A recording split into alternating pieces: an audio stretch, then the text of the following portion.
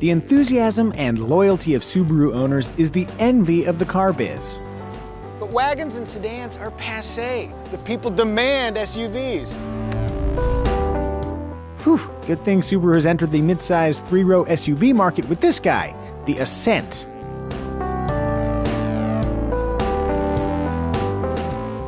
To start, the cabin is a cleverly devised, welcoming space.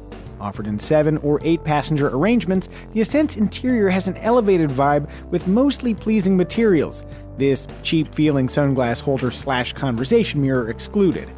Let's see. 3-zone climate control is standard, as are 4 USB ports. There are wide-opening rear doors, a flat step for easy third-row access, large storage in the center console, a dash slot for holding knickknacks, and 19 cup holders. Wow. Cup holder. Where passenger space is concerned, the Ascent is roomy enough, with some caveats. Achieving adequate legroom for all requires a little bit of cooperation. But hey, isn't that what family's all about? A bigger challenge is third-row headroom. If you're a tall human, you may want to slouch a little bit, or you can barter your way forward to a better seat. RJ, I have some chapstick knockoff if you want to swap. Off-brand or not, that is a perfectly usable lip balm. Similarly, a flat second-row floor makes for a more usable center position, at least in versions with a second-row bench.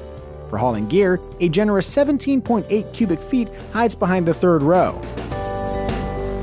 Like many SUVs, the Ascent has an underfloor storage area, but this has a really handy spot for holding the cargo cover. I'm never quite sure what to do with these things when I'm not using them. Until now. Has this ever happened to you?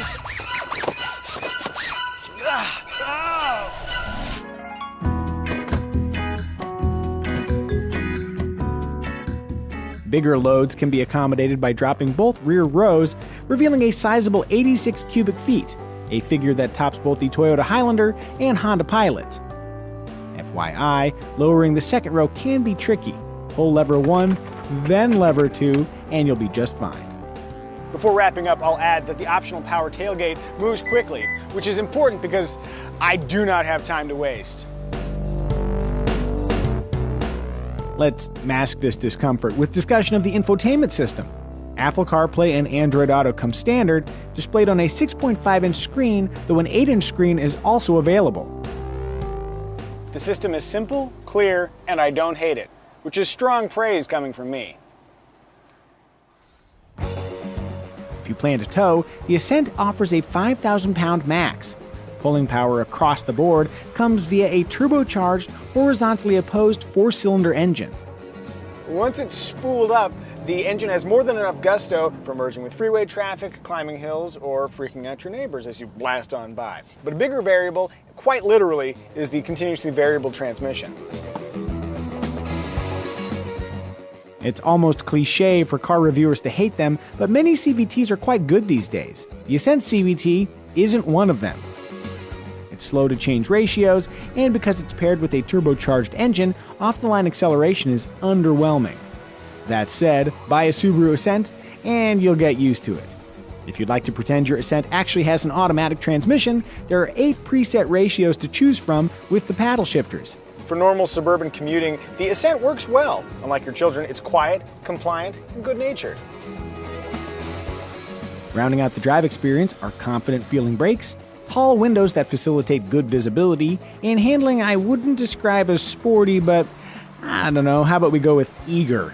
Kind of like when your speed-phobic friend is still willing to drive with you. Oh, I just my pants.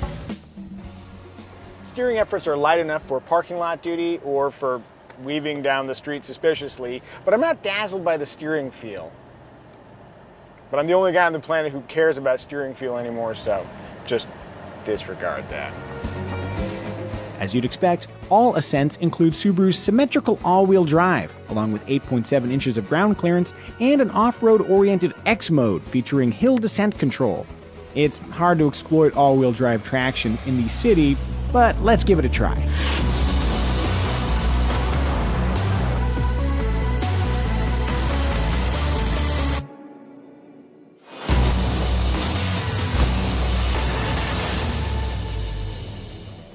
Despite standard all-wheel drive, fuel economy is good for the category, with the swankier limited and touring trims seeing a slight efficiency hit. To Subaru's credit, they've made their EyeSight suite of safety features standard on all trims. That means even the lowest $33,000 base trim offers the helpful magic of adaptive cruise control, automatic emergency braking, and lane departure warning.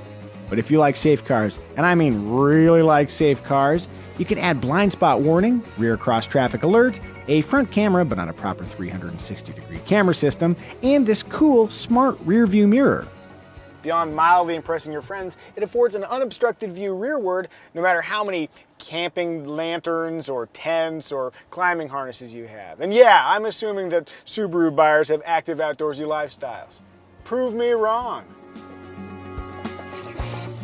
I'll see you at the REI. Swing for the fences in a top-of-the-line touring trim loaded with Java brown leather, ventilated front seats, 14-speaker Harman Kardon audio, a massive moonroof, and up to 8 USB ports lands at less than $46,000.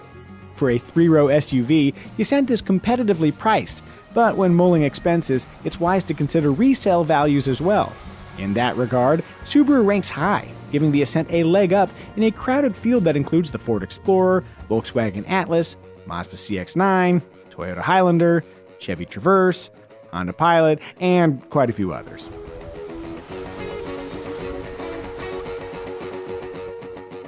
If you have devoted followers, it's easy to abuse their trust. That's why these Mike Muzio Corolla posters never went into production. I respect you guys too much. Much like Subaru respects their devotees. Or is it devotees? I'm never sure which one is right. Sure, this badge alone would have inspired plenty of sales, but Subaru worked hard to create a great SUV. It's practical and capable, with styling I don't hate. And for me, that's strong praise.